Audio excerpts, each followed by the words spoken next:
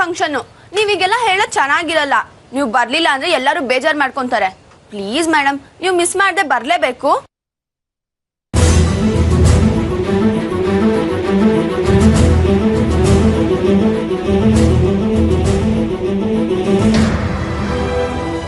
ನಾನು ಪ್ರಯತ್ನ ಮಾಡ್ತೀನಿ, ಕಾಯೋದಕ್ಕೆ ಹೋಗ್ಬೇಡಿ. Thank you madam.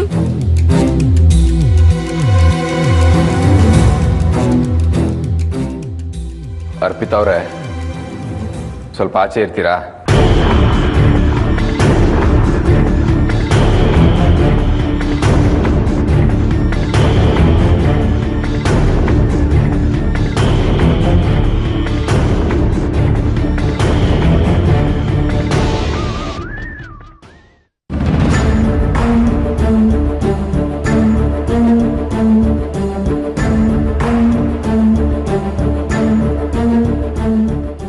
ಸಾಕ್ಷಿ, ನಾವು ಇವಾಗ ಅಲ್ಲಿಗೆ ಹೋಗದೆ ಹೋದರೆ ನಿಮ್ಮ ತಂದೆ ತುಂಬ ಬೇಜಾರು ಮಾಡ್ಕೋತಾರೆ.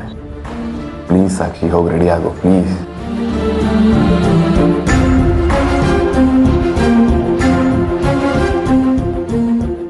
ನೋಡು, ನಮ್ಮ ಮಧ್ಯೆ ಇರೋ ಕೋಪ, ಮುನ್ಸು, ಮನಸ್ತಾಪ ಇದು ಯಾವುದು ನಿಮ್ಮ ತವ್ರ ಮನೆಯವ್ರಿಗೆ ಗೊತ್ತಾಗೋದು ಬೇಡ ಸಾಕ್ಷಿ. ಗೊತ್ತಾದರೆ ತುಂಬ ನೊಂದ್ಕೋತಾರವರು. ನಾವು ಎಲ್ಲರನ್ನು ಎದುರು ಹಾಕೊಂಡು ಮದುವೆ ಆಗಿದ್ದೀವಿ. ಈಗ ನಾವು ಅಲ್ಲಿಗೆ ಹೋಗದೆ ಹೋದರೆ ನಮ್ಮ ಮಧ್ಯೆ ಏನೋ ಪ್ರಾಬ್ಲಮ್ ಇದೆ ಅಂತ ಎಲ್ಲರೂ ಅಂದ್ಕೋತಾರೆ. ಅದರಲ್ಲೂ ಈ ವಿಷಯ ನಿಮ್ಮ ಅಣ್ಣ ಮತ್ತು ತಮ್ಮನಿಗೆ ಗೊತ್ತಾದರೆ ಆಡ್ಕೊಳ್ಳೋರ ಮುಂದೆ ಎಡು ಬಿದ್ದಾಗತ್ತೆ. ಈಗಾಗಲೇ ನಿಮ್ಮ ತಂದೆಗೆ ಈ ವಿಷಯ ಗೊತ್ತಾಗಿ ಬಂದು ಬುದ್ಧಿ ಹೇಳಿ ಹೋಗಿದ್ದಾರೆ ಅಲ್ವಾ? ಪ್ಲೀಸ್ ಸಾಕ್ಷಿ, ಪ್ಲೀಸ್ ಅರ್ಥ ಮಾಡ್ಕೋ. ನಿನಗೆ ನಮ್ಮ ಮಧ್ಯೆ ಇರೋ ಮುನ್ಸನ್ನ ಮುಂದುವರಿಸ್ಬೇಕು ಅಂತಿದ್ರೆ ನಾವು ಅಲ್ಲಿಂದ ಬಂದಮೇಲೆ ಮುಂದುವರ್ಸು, ನಾನು ಬೇಡ ಅನ್ನಲ್ಲ. ಆದರೆ ಇದನ್ನೇ ಮನಸ್ಸಿನಲ್ಲಿ ಇಟ್ಕೊಂಡು ನಿಮ್ಮ ಅಪ್ಪ ಅಮ್ಮನಿಗೆ ಬೇಜಾರು ಮಾಡಬೇಡ. ಅವ್ರಿಗೆ ಬೇಜಾರಾದರೆ ನಂಗೆ ತುಂಬ ಹರ್ಟ್ ಆಗುತ್ತೆ ಸಾಕ್ಷಿ.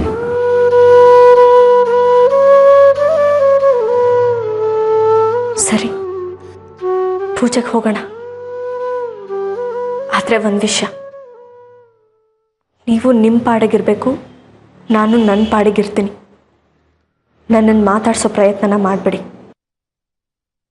ಇನ್ನೂ ಒಂದು ಮಾತು, ನೀವು ಹೇಳ್ತಾ ಇದ್ದೀರಾ ಅಂತ ನನ್ನ ಫಂಕ್ಷನ್ಗೆ ಬರ್ತಾ ಇಲ್ಲ. ನಮ್ಮಪ್ಪ ಅಮ್ಮನ ಮನಸ್ಸಿಗೆ ನೋವಾಗಬಾರ್ದು ಅಂತ ಬರ್ತಾ ಇದ್ದೀನಿ.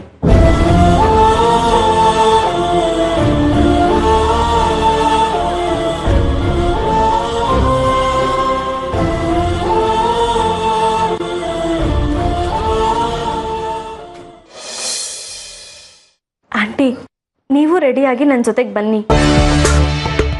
ನಾನಾ? ಬೇಡ ಸಾಕ್ಷಿ, ನಾನು ಅಲ್ಲಿಗೆ ಬಂದರೆ ಸುಮ್ಮನೆ ಪ್ರಾಬ್ಲಮ್ ಆಗುತ್ತೆ. ಏನು ಪ್ರಾಬ್ಲಮ್ ಆಗಲ್ಲ, ಬನ್ನಿ. ಅದು ಹಾಗಲ್ಲ ಸಾಕ್ಷಿ, ನಾನು ಅಲ್ಲಿಗೆ ಬಂದರೆ ಸೂರ್ಯ ಮತ್ತೆ ಆರ್ತಿಗೆ ಹಳೆದೆಲ್ಲ ನೆನಪಾಗುತ್ತೆ. ಅವರಿಬ್ರು ಮತ್ತೆ ಬೇಜಾರು ಮಾಡ್ಕೋತಾರೆ. ಅದಕ್ಕೂ ನಾನೇ ಕಾರಣ ಆಗ್ಬೇಕಾಗತ್ತೆ. ಈಗ ಅವರಿಬ್ರು ಚೆನ್ನಾಗಿದಾರಲ್ವಾ, ಹಾಗೆ ಇದ್ಬಿಡ್ಲಿ. ನೀವೆಷ್ಟು ಒಳ್ಳೆಯವ್ರ ಆಂಟಿ. ಸುಮ್ಮನೆ ಎಲ್ಲರೂ ನಿಮ್ಮ ಬಗ್ಗೆ ತಪ್ಪು ತಿಳ್ಕೊಳ್ತಾರೆ. ಹೌದಮ್ಮ, ಏನು ಮಾಡಲಿ, ಮುಂಚೆ ಗೊತ್ತಿಲ್ಲದೇ ಚಿದಂಬರಂ ಮಾತು ಕೇಳಿ ತಪ್ಪು ಮಾಡಿದೆ. ಈಗ ನನಗೆಲ್ಲ ಅರ್ಥ ಆಗ್ತಿದೆ. ಅದಕ್ಕೆ ಅಲ್ವಾ ಸಾಕ್ಷಿ ನಾನು ಸನ್ಯಾಸಿನಿ ಆಗೋದಕ್ಕೆ ಹೊರಟಿದ್ದು. ಒಳ್ಳೆಯವರು ಕೆಟ್ಟವರಾದರೆ ಅದನ್ನೆಲ್ಲರೂ ಎತ್ತಾಡ್ಕೋತಾರೆ. ಕೆಟ್ಟವರು ಒಳ್ಳೆಯವರಾದರೆ ಅದನ್ನು ಯಾರೂ ಅರ್ಥನೇ ಮಾಡ್ಕೊಳ್ಳಲ್ಲ.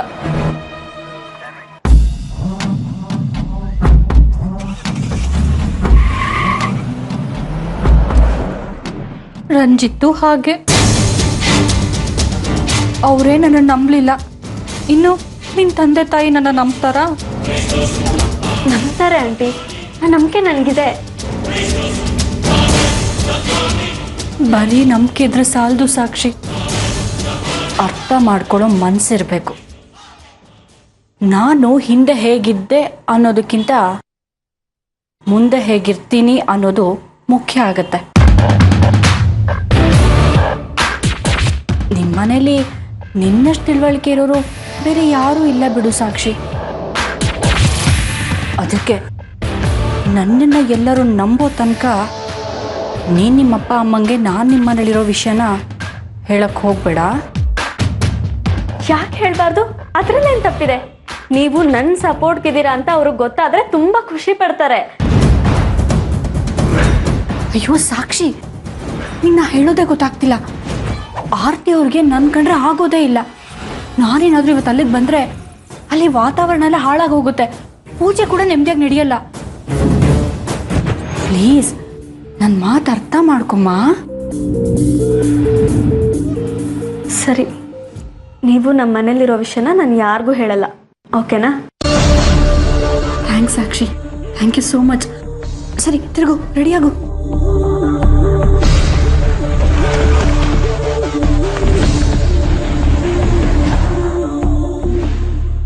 ಇವಳೇನೋ ಹೇಗೋ ಬುಟ್ಟಿಗೆ ಹಾಕ್ಕೊಂಡೆ.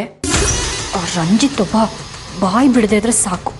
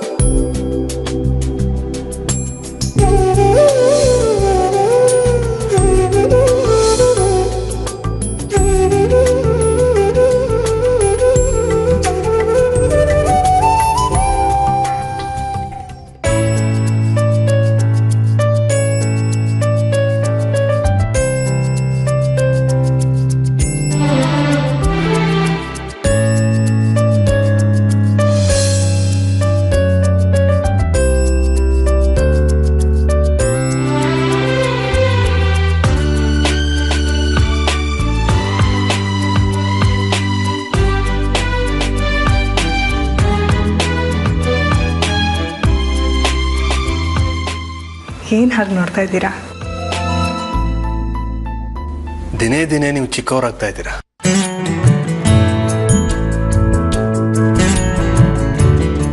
ಸುಳ್ಳು ಹೇಳಬೇಡಿ.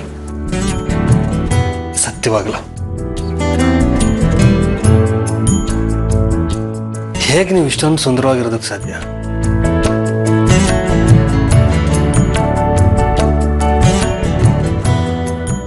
ಸೌಂದರ್ಯ ನೋಡೋರ್ ಕಣ್ಣಲ್ಲಿರುತ್ತಂತೆ. ಆದರೆ ನೀವು ರೂಪವತಿ ಅನ್ನೋದು ನಿಜ ತಾನೆ? ಮಕ್ಕಳು ಕೇಳಿಸ್ಕೊಂಡ್ರೆ ಕಷ್ಟ. ನನ್ನ ಹೆಂಡತಿ ಹತ್ರ ನಾನು ಮಾತಾಡಬಾರ್ದಾ? ಈ ವಯಸ್ಸಿನಲ್ಲಿ ಈ ರೀತಿ ಮಾತಾಡಬಾರ್ದು. ಆರ್ತಿ ಬಂದೇಮ್ಮ.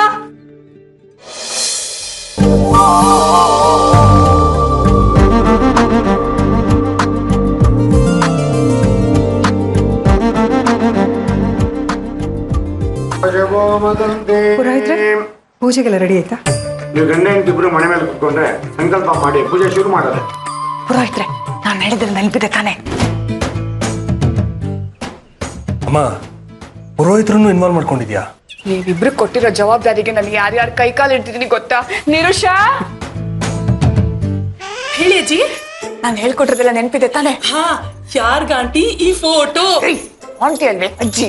ಅಯ್ಯೋ ಹೌದಲ್ವಾ, ಯಾರ್ಗಜ್ಜಿ ಈ ಫೋಟೋ? ಆರ್ಯನ್ಗ. ಕರೆಕ್ಟ್ ಅಲ್ವಾ ಡೈಲಾಗು? ಅಯ್ಯೋ ನನ್ ಮುದ್ದು. ನೋಡೋ ಮಗು ಎಷ್ಟು ಚೆನ್ನಾಗಿ ಡೈಲಾಗ್ ಹೇಳ್ತಾಳೆ. ನಿಮ್ಮ ಮನೆ ಸೊಸೆ ಆಗೋಳಲ್ವಾ? ಈಗಲೇ ಎಷ್ಟು ಚೆನ್ನಾಗಿ ಬೆಣ್ಣೆ ಹಚ್ತಾ ಇದ್ದಾಳೆ ಅಮ್ಮನಿಗೆ. ಅದೆಲ್ಲೋ ಇನ್ ಯಾವಾಗ ಏನ್ ಕೇಳ್ತೀಯ ಅಂತ ಟೆನ್ಷನ್ ಅಲ್ಲಿ ಓಡಾಡ್ತಿದ್ದಾನೆ.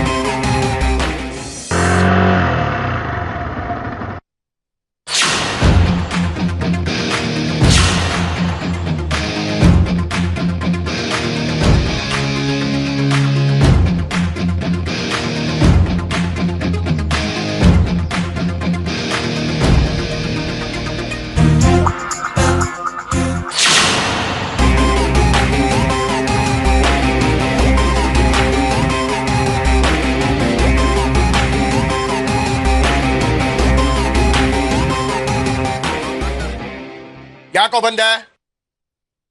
ನಾನು ಬರಬಾರ್ದು ಅಂತ ಹೇಳಿರ್ಲಿಲ್ವಾ? ಮರ್ಯಾದೆಯಿಂದೆ ಬಂದಿದ್ರಲ್ಲ, ನಾಚಿಕೆ ಆಗಲ್ವಾ ನಿಮ್ಗೆ? ಏಯ್, ನಾವೇನ್ ಕರೀದೆ ಬಂದಿಲ್ಲ, ಕರ್ದಿದ್ದಕ್ಕೆ ಬಂದಿರೋದು. ಇಷ್ಟಕ್ಕೂ ನಮ್ಮನ್ ಪ್ರಶ್ನೆ ಮಾಡೋದಕ್ಕೆ ನೀನ್ ಯಾರು ಈ ಮನೇಲಿ? ನಾನು ಈ ಮನೆ ಮಗ. ನನಗೆ ಪ್ರಶ್ನೆ ಮಾಡೋದಕ್ಕೂ ಹಕ್ಕಿದೆ, ಗೊತ್ತಿಡ್ದು ಆಚೆ ಹಾಕೋಕ್ಕೂ ಹಕ್ಕಿದೆ. ಮುಟ್ಟು ನೋಡ್ತೀನಿ, ರಾಟೆ ರಾಟೆ ತಿರ್ಗಿಸ್ಬಿಡ್ತೀನಿ, ಹುಷಾರು. ಮನೆಗೆ ಬಂದು ನನಗೆ ಆವಾಜ್ ಆಗ್ತೀಯಾ? ಇಲ್ಲ ಆದಿತ್ಯ,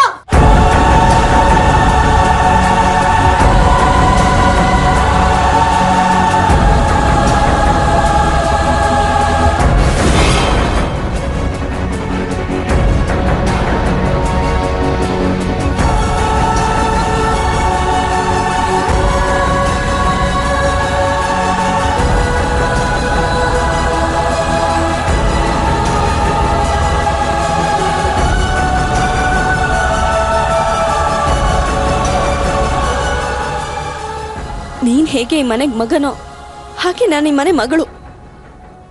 ಅವರು ನನ್ನ ಗಂಡ. ಅವ್ರ ಮೇಲೆ ಕೈ ಮಾಡಿದ್ರೆ ನಾನು ಸುಮ್ಮನೆ ಇರಲ್ಲ. ಓ, ನಿನಗೆ ಈ ಅಣ್ಣನಿಗಿಂತ ಗಂಡ ಹೆಚ್ಚಾದ್ನಾ? ಅಣ್ಣ ತಂಗಿನ ಕಡೆಗಣಿಸ್ದಾಗ ಕೈ ಹಿಡ್ದಿರೋ ಗಂಡ ತಾನೇ ಆಸ್ರೆ. ಸರಿಯಾಗಿ ಮಂಗ್ ಬುದ್ಧಿ ಎರ್ಚಿದ್ಯಾ ಕಣೋ. ಪ್ಲೀಸ್ ಆದಿತ್ಯ, ಬಗ್ಗೆ ಹಾಗೆಲ್ಲ ಮಾತಾಡ್ಬೇಡ್ವೋ. ನಾವ್ ಬಂದಿರೋದು ಪೂಜೆಗೆ, ಚಕ್ಲ ಮಾಡೋದಕ್ಕಲ್ಲ. ನಾವ್ ಬಂದಿರೋದು ನಿನಗಿಷ್ಟ ಇಲ್ಲ ಅಂದ್ರೆ ಹೇಳು, ಹೊರಟು ಹೋಗ್ತೀವಿ.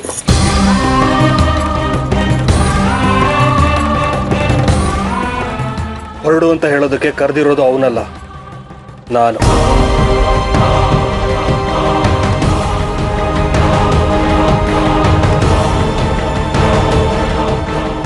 ಇವ್ರನ್ನ ಮನೆಗೆ ಕರಿಬಾರ್ದು ಅಂತ ನಾನು ಹೇಳಿರಲಿಲ್ವಾ? ನಾನು ಈ ಮನೆ ಯಜಮಾನ. ಈ ಮನೆಗೆ ಯಾರನ್ನ ಕರಿಬೇಕು ಕರಿಬಾರ್ದು ಅಂತ ನೀನ್ ನನಗೆ ಹೇಳೋ ಅಗತ್ಯ ಇಲ್ಲ. ಅಂದ್ರೆ ಈ ಮನೆ ಯಾವ್ದೇ ನಿರ್ಧಾರ ತೊಗೊಳಕ್ಕೂ ನನಗೆ ಹಾಕಿಲ್ವಾ? ಅಕ್ಕಿ ಇದೆ ಕಣೋ, ಇಲ್ಲ ಅಂತ ಹೇಳ್ತಿಲ್ಲ. ನನ್ನ ಮಗಳನ್ನ ಮನೆ ಕರಿಬೇಕೋ ಬೇಡವೋ ಅಂತ ಡಿಸೈಡ್ ಮಾಡ್ಬೇಕಾಗಿರೋದು ನಾನು.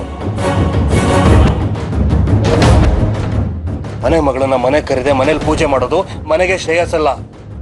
ಅದಕ್ಕೆ ಇವಳನ್ನ ಕರೆದಿದ್ದೀನಿ.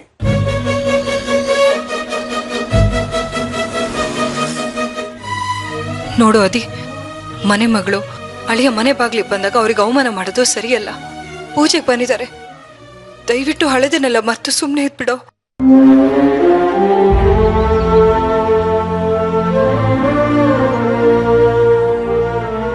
ಆದಿ,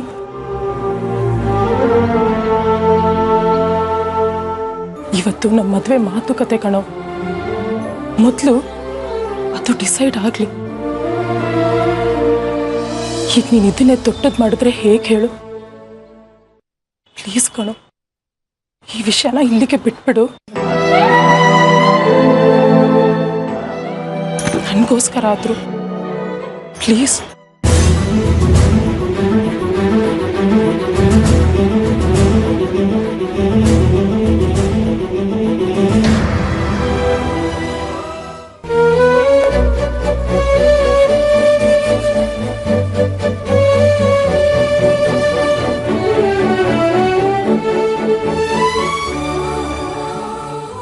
ಸಾರಿ ಅಂಕಲ್.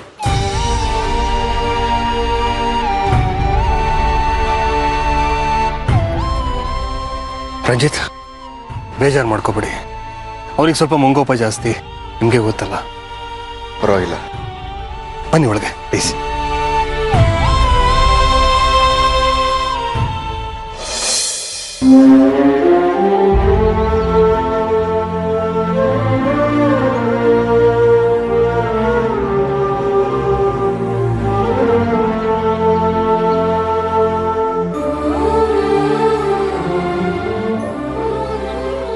ಸಾಕ್ಷಿ, ಹೇಗಿದ್ಯಾ? ಇನ್ನೂ ಸತ್ತಿಲ್ಲ.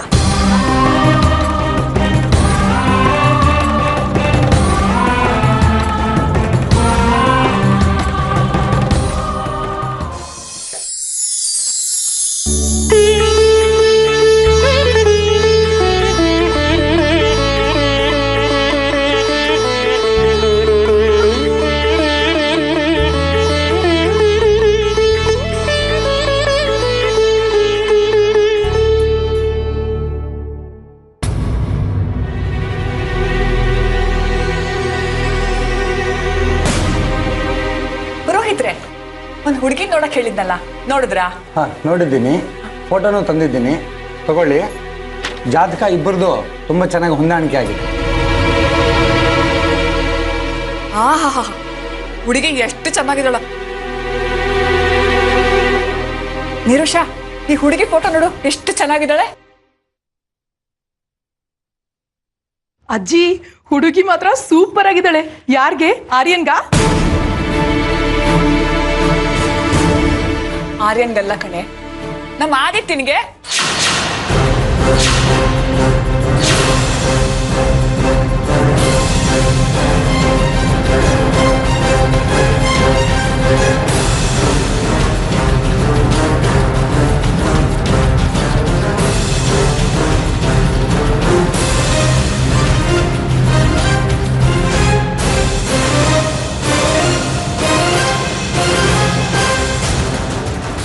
ಏನ್ ಮಾತಾಡ್ತಾ ಇದ್ದೀರಾ ಅಜ್ಜಿ?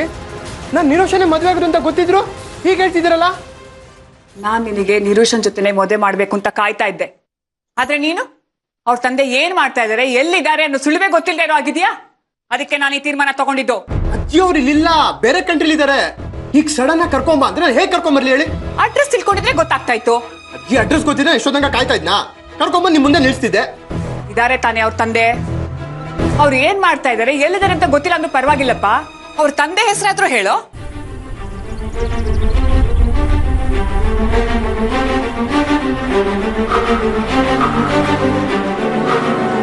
ಅದನ್ನೂ ಹೇಳಲ್ಲ ಅಂತ್ಯ?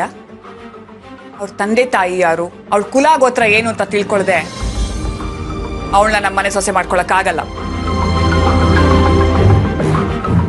ಅವ್ರು ಎಲ್ಲಿದ್ದಾರೆ ಅಂತ ಗೊತ್ತಿಲ್ಲದ್ರೆ ಏನಂತೆ?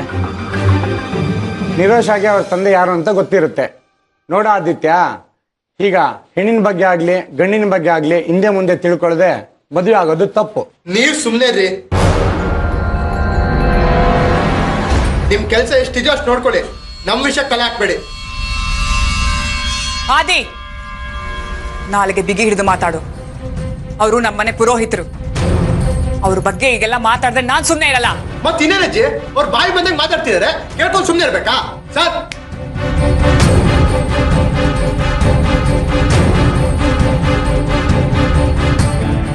ಅದೇ ದೊಡ್ಡವ್ರ ಹತ್ರ ಗೌರವದಿಂದ ಮಾತಾಡ್ಬೇಕು ಅಂತ ಗೊತ್ತಾಗಲ್ವಾ?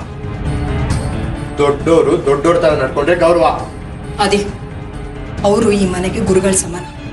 ಅವ್ರಿಗೆ ನೀನ್ ಬಾಯಿ ಬಂದಾಗ ಮಾತಾಡಿದ್ರೆ ಅದು ನಿನಗೆ ಶ್ರೇಯಸ್ಸಲ್ಲ. ಅವ್ರ ಆಶೀರ್ವಾದ ತಗೊಂಡ್ ಮದ್ವೆ ಆಗ್ಬೇಕು ಅಂತ ನನಗೂ ಆಸೆ ಇತ್ತು.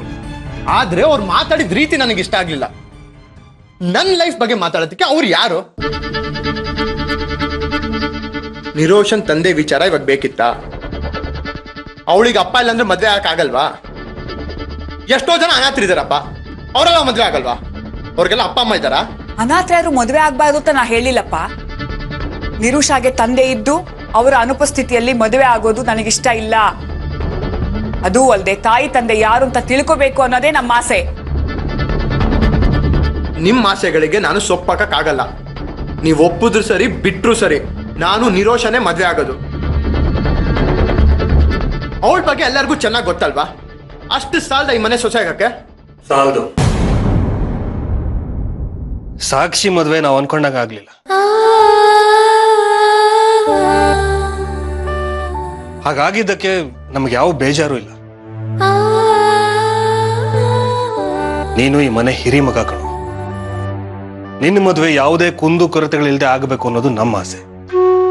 ನಿನ್ನ ಮದುವೆಗೆ ನಮ್ಮ ಮನೆಯವರು, ನಿರೋಷ ಮನೆಯವರು ಎಲ್ಲರೂ ಇರಬೇಕು ಅನ್ನೋದು ಅಮ್ಮನ ಆಸೆ. ಅವ್ರ ತಂದೆ ಯಾರು, ಅವ್ರ ಹೆಸರು ಏನು ಅಂತ ನಿನಗೆ ಗೊತ್ತಿದೆ ತಾನೆ? ಮತ್ತೆ ಮತ್ತೆ ಅದೇ ಯಾಕೆ ಹೇಳ್ತಾ ಇದ್ದೀರಾ? ಯಾಕೆ ಅಂದ್ರೆ ನಾಳೆ ನೀನ್ ನಿರೋಷನ್ ಮದುವೆ ಆದ್ಮೇಲೆ ನಿಮ್ ಸೊಸೆ ಯಾರ ಮಗಳು ಅಂತ ಕೇಳಿದ್ರೆ ನಾವು ಹೇಳ್ಬೇಕಲ್ಲಪ್ಪ. ಹೌದು ಕಣೋ, ನಿರೋಷನ್ ತಂದೆ ಹೆಸರು ಹೇಳಿದಕ್ಕೆ ನಿನಗೆ ನಷ್ಟ? ಹೇಳು. ಹೇಳು ಆದಿ. ಹೇಳೋ ಆದಿ. ಆದಿ ಹೇಳು. ನಿರೋಷನ್ ತಂದೆ ಚಿದಂಬರ! ನಿರೋಷನ್ ತಂದೆ ಚಿದಂಬರ! ನಿರೋಷನ್ ತಂದೆ ಚಿದಂಬರ!